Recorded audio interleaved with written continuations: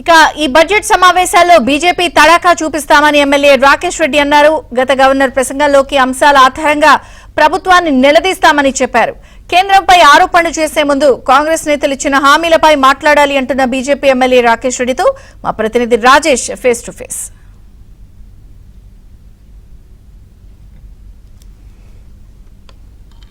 ఈ నెల 12వ తేదీ నుంచి తెలంగాణ రాష్ట్ర ప్రభుత్వం బడ్జెట్ సమావేశాలకు సమాయత్తమవుతుంది.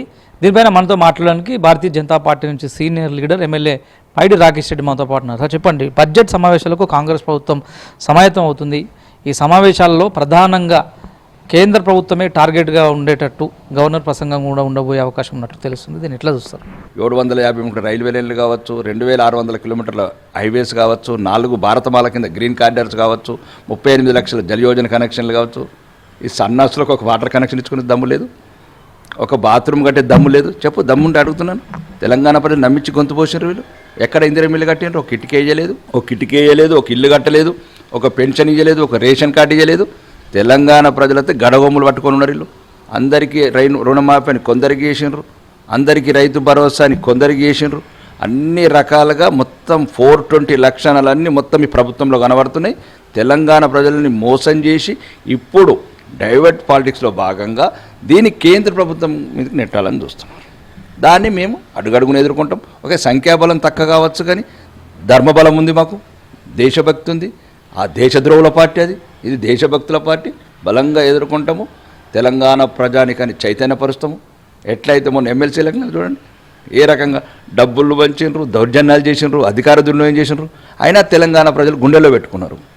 పార్లమెంట్ ఎన్నికలు కావచ్చు, మొన్న ఎమ్మెల్సీ ఎన్నికలు కావచ్చు. కాబట్టి ఇంకా తెలంగాణ ప్రజలు భారతీయ జనతా పార్టీని కోరుకుంటున్నారు. కాబట్టి అక్కడున్న కాంగ్రెస్ ప్రభుత్వం ఇంకా ఉన్నదే 3 రాష్ట్రాలల్లో. ఈ ఉన్న రాష్ట్రం పోతే రాహుల్ గాంధీ మళ్ళీ ఇటలీకి ఎక్కడ పోతాడో, రాహుల్ గాంధీ లేకపోతే ప్రియాంక గాంధీ పట్టించుకోదు, మేము ఎక్కడ పోవాలా, మా బతుకులు ఏం కావాలని ఆలోచిస్తున్నారు. ఏమి చెప్పావు రేవంత్ రెడ్డి, ఏం చేశావు ఈ 15 నెలల? ఇప్పుడు మేము ఇంకా తీసుకుని ఎన్నికల మేనిఫెస్టో 6 గ్యారంటీలన్నీ పక్కన పెట్టండి. అవన్నీ మోసపూరిత చర్యలు తెలంగాణ ప్రజలు గుర్తించారు. గత డిసెంబర్లో జరిగిన మొదటి సమావేశంలో గవర్నర్ ప్రసంగంలో ఏం చెప్పావు? 2,50,000 ఉద్యోగాలు అని చెప్పావు 6 నెలల లోపల గవర్నర్ ప్రసంగంలో. రెండోది 3,500కి 4,25,000 ఇల్లు అని చెప్పారు. ఈ సంవత్సరంలో ఒక్క ఇల్లు అయినా కట్టారా? ఇవన్నీ ఎత్తుతాము, ఇవన్నీ లేవనెత్తాము. ఇల్లు కావచ్చు, పెన్షన్లు కావచ్చు, రేషన్ ప్రజాపాలన కింద 80 లక్షల అప్లికేషన్లు తీసుకున్నారు. 8 అప్లికేషన్లను పరిష్కరించారా? 8 రేషన్ కార్డులను ఇచ్చారా? పేదలకు కావాల్సిన ఏంటండి? కనీస వసతులు. గ్రామాలలో పాలన పడకేసింది. ఆ స్థానిక సంస్థలకు భయపడి, ఎన్నికలకు భయపడి, ప్రజా వ్యతిరేకతకు భయపడి అది పోస్ట్పోన్ చేసుకుంటూ పోతున్నారు. దానివల్ల కేంద్ర నిధులు కూడా రావట్లేదు. పవర్ లేదు, 12 గంటలు కూడా వెళ్ళకపోతుంది. 24 గంటలని వరిచేలన్నీ ఎండిపోతున్నాయి. రైతులు ఆత్మహత్యలు చేసుకుంటున్నారు. ఆటో రిక్షా డ్రైవర్లు ఆత్మహత్యలు చేసుకుంటున్నారు. వాళ్ళకి సరైన ప్రత్యామ్నాయం చూపించలేదు. ఓకే, మీరు ఉచితాలు పెట్టారు. ఈ సంవత్సరంలో 100 మంది ఆటో డ్రైవర్లు చనిపోయారు. ఈ చావులకు ఎవరు కారణం? రేవంత్ రెడ్డి కదా. రేవంత్ రెడ్డి సర్కార్. ఇవన్నీ ప్రశ్నిస్తాం. మహిళలు కావచ్చు, 60 మంది హాస్టళ్లలో పిల్లలు ఆత్మహత్యలు చేసుకున్నారు. దేనికి చేసుకుంటున్నారు? సరైన వసతులు లేవు, సరైన సౌకర్యాలు లేవు, సరైన రక్షణ లేదు. ఈ రైతుల 400 మంది ఆత్మహత్యలు చేసుకున్నారు. ఇప్పుడైతే తెలంగాణ వ్యాప్తంగా వరిచేలన్నీ ఎండిపోతున్నాయి. ఎప్పుడు బ్రీఫ్ కేసులు తీసుకుపోవాలి, ఈయన తీసుకపోతే ఇంకొకరిని తీసుకుపోతాడు. ఈయన 3 సూట్కేలు తీసుకుపోతే ఇంకొక 2 కేసులు. పోటీలు పడుతున్నారు కాంగ్రెస్ నాయకులు.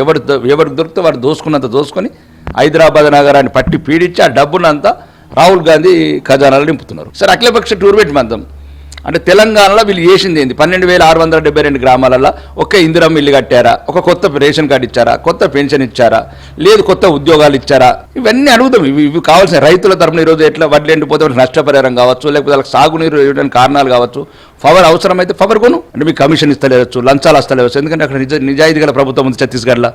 ఇలా కావాల్సిన కమిషన్లు ఇవ్వకపోతే పవర్ కూడా కొంటలేరు. అసలు తెలంగాణ రాష్ట్రానికి హోంమంత్రి లేడు, విద్యాశాఖ మంత్రి లేడు, మున్సిపల్ శాఖ మంత్రి లేడు. కనీసం అవినీతి తప్ప అభివృద్ధి లేని ప్రభుత్వం ఈ భారతదేశంలో ఏదంటే తెలంగాణ రేవంత్ రెడ్డి ప్రభుత్వం మాత్రమే. ఇదే అంశాలుగా సభా వేదికగా మీరు సమరానికి సిద్ధమవుతున్నారు. మాకు కావాల్సిందే ప్రజల తరఫున పోరాడాలి. ప్రధాన ప్రతిపక్ష నాయకుడు అయితే ఫామ్ హౌస్లో పడుకున్నాడు. ఇంకా తెలంగాణ ప్రజలు మమ్మల్ని గుర్తిస్తున్నారు. నాకు మొన్న ఎమ్మెల్సీలో పోటీ లేదు వాళ్ళది. పార్లమెంట్లో 0కి పరిమితమైనరు. ఇంకా కుటుంబాన్ని కాదు, ఆ కుటుంబ పాలన కావచ్చు, నిరంకుశ దొరల పాలన కావచ్చు, తెలంగాణ ప్రజలు అసహించుకున్నారు. కాబట్టి ఇంకా తెలంగాణ ప్రజల తరపున, రైతుల తరపున, మహిళల తరపున, నిరుద్యోగుల తరపున, లేదు ఉద్యోగుల తరపున, అందరి తరపున, రైతుల తరపున అందరూ నిలబడి కొట్లాడాల్సిన బాధ్యత తెలంగాణ ప్రజలు మా మీద పెట్టారు. దాన్ని సంపూర్ణంగా వినియోగించుకుంటాం. రాష్ట్ర రైతాంగం తరపున, మహిళల తరపున, నిరుద్యోగుల తరపున, యువత తరపున ఇచ్చిన హామీల తరపున అవసరమైతే రాష్ట్ర వ్యాప్తంగా ఉన్నటువంటి 12,000కు పైగా గ్రామాల్లో కాంగ్రెస్ ప్రభుత్వం అధికారంలోకి వచ్చిన 15 నెలల్లో చేసినటువంటి అంశాలపైన అఖిలపక్ష టూర్ కూడా పెట్టుమని డిమాండ్ చేసేందుకు భారతీయ జనతా పార్టీ సిద్ధంగా ఉందంటూ రాకేష్ చెప్తున్నారు. Old studio.